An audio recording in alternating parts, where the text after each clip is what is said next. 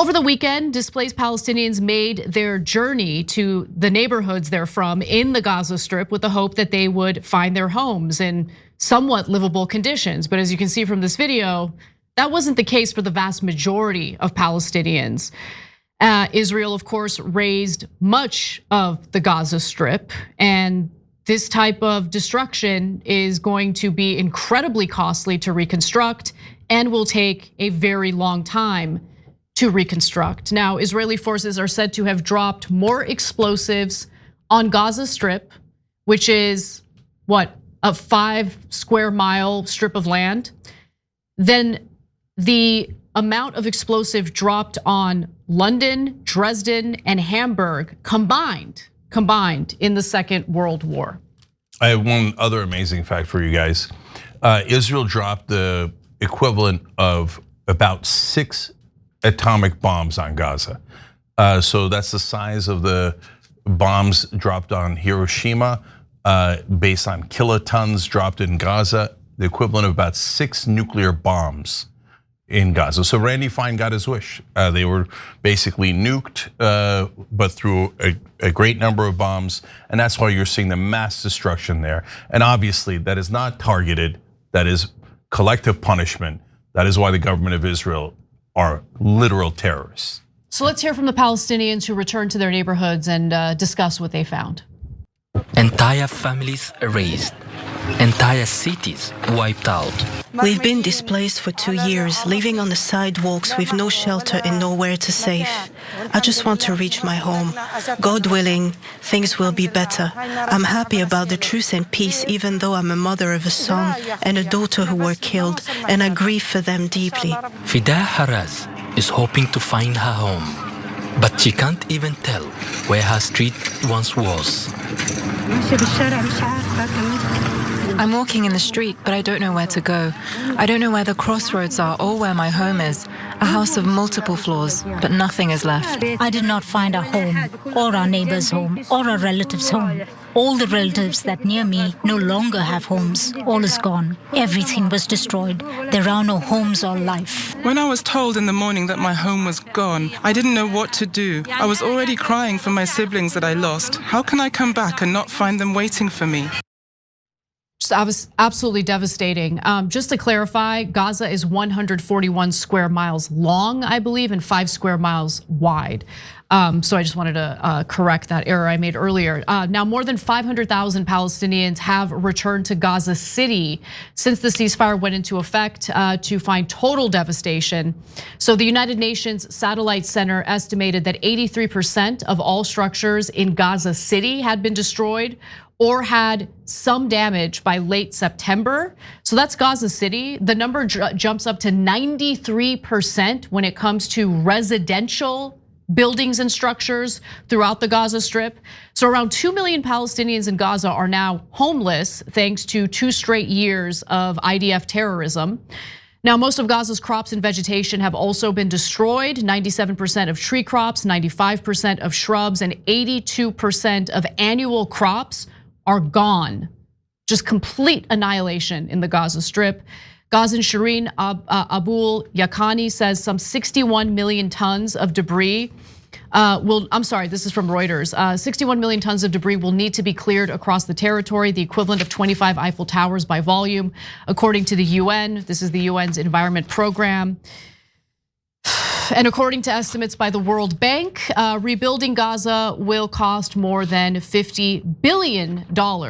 Now, we, the American taxpayers, have bankrolled the destruction in Gaza, and it remains to be seen how much we are going to be expected to pay for the reconstruction of the Gaza Strip. But for those who survived Israel's aggression and genocide, those people actually end up being the more fortunate ones in this entire scenario in the Gaza Strip, because nearly 68,000 Palestinians have been killed in the Strip.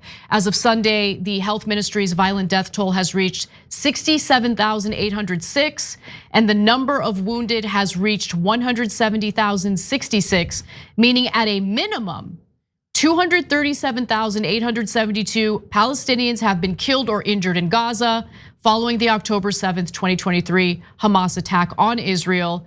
The figure represents more than 10% of Gaza's pre-war population of 2.3 million. But even that is expected to be an undercount. And I'll tell you why, because guess what? Some bodies have already been recovered from under the rubble now that a ceasefire is in effect. But wait till I tell you just how many Palestinians remain missing and are presumed dead. Before I do that, Cenk, any thoughts? Yeah. So as they were leaving, they started setting the place on fire. Of course they did, because they're terrorists. So the IDF, if they didn't set the place on fire, they'd leave messages for the Palestinians who came back to their homes. Things like, enjoy sluts, and we'll be back. So just to further terrorize the innocent civilian population, because they're the IDF, they're the world's largest terrorist organization.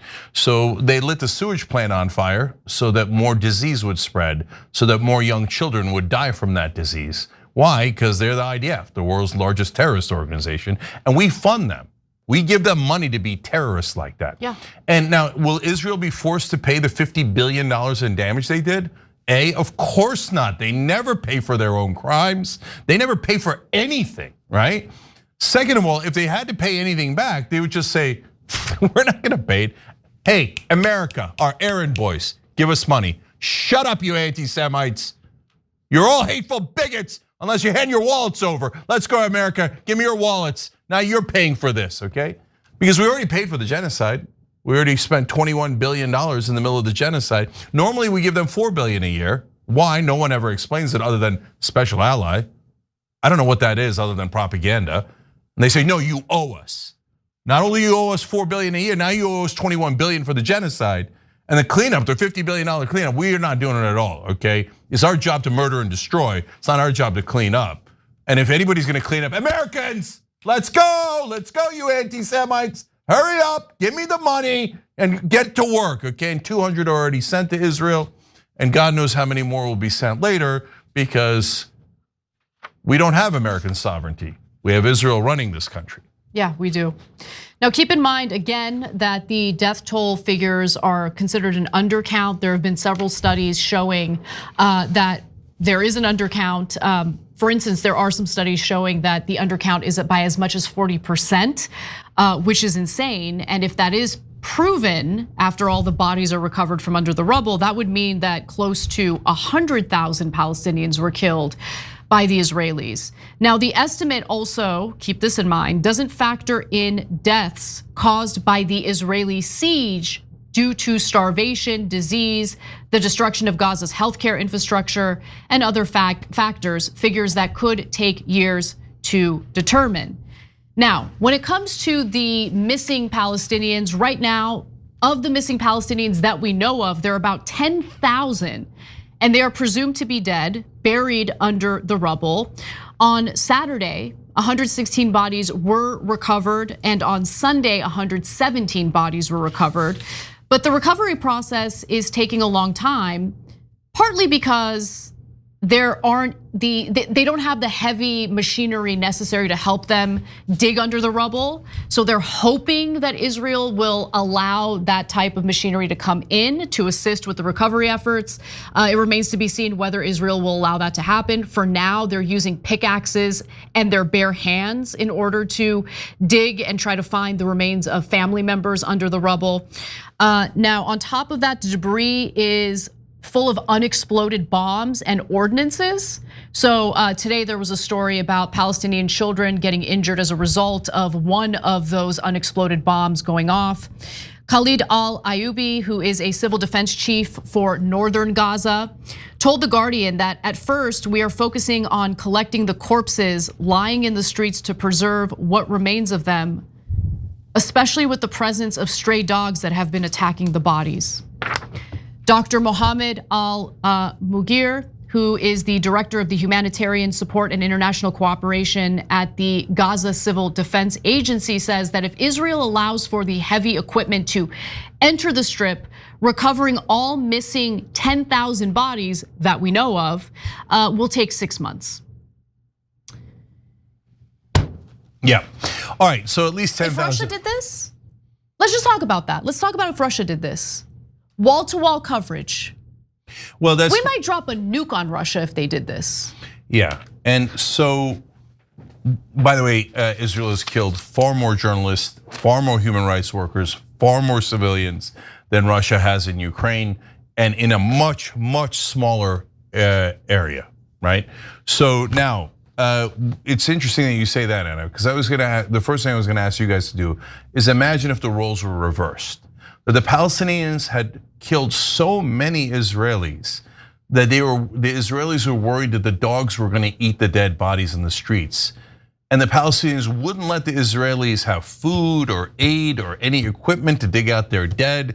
And the Israelis had to remove the rubble by hand to recover their dead Jewish relatives, okay? There would be what? It'd be nonstop talk, right? Wall-to-wall coverage forever and ever and ever and ever and ever. There would be movie after movie after movie after movie about never again, never again, never again. And there should be, because that's horrific. What's happened to Gaza is horrific, and if it happened to Israelis, it would be equally horrific. And there should be movie after movie. But it happens to the Palestinians. American media barely cares. The 20 Israelis have returned. The 20 actual human beings. Okay, well, on the last day, how many people were killed? 91 about? Yeah. So 91 Palestinians killed on the last day of bombing, even after Trump said to stop bombing? According to ABC News. According to ABC News. 91 higher than 20, right? But that was just an average day. Who cares? They're just Palestinians. They're subhuman. Murder, murder, murder, murder all of them you want. And the dogs are eating them in the streets. Who cares? Because American media got you to believe that Palestinians are the terrorists. And they're the savages. And they're the terrible people. And they're the violent people. So any violence Israel does to them, they had it coming. It was their fault. By the way, now that the ceasefire is in effect, Israel says, we're not going to engage in any offensive military operations, only defensive. And so they bombed a school for blind children in Gaza. Of course they did, because they're sick terrorists. And is that going to lead to news today on cable news? The only reason why I know about it is because independent news covered it. Of course, So they're gonna bury it. Yeah. Because they don't do the news. They do propaganda for all the donors, including Israel. So it's inconvenient for the donors that Israel happens to be run by a bunch of sick terrorists. And they're mauling and massacring people and blind children and letting Palestinians be eaten in the streets by dogs. But they're only Palestinians. So the beloved Israelis must never be criticized, okay? I'm gonna ignore that for here to eternity. I don't care what names you call us. So they say, oh my God, of the hostages that were deceased, 4 were returned, but there's another 24, and they're having trouble finding the bodies. Well, they're having trouble finding 10 to 40,000 Palestinian bodies. But I know they're just subhuman Palestinians. So that 40,000 is irrelevant. The only people that matters, the Israelis. Where are the Israelis? Where are the humans? Where are the humans? Okay, so look at this. 24 we're worried about, and of course I want them returned. On the first day, 116 bodies were recovered, Palestinian bodies. I'm sorry, only Palestinians though.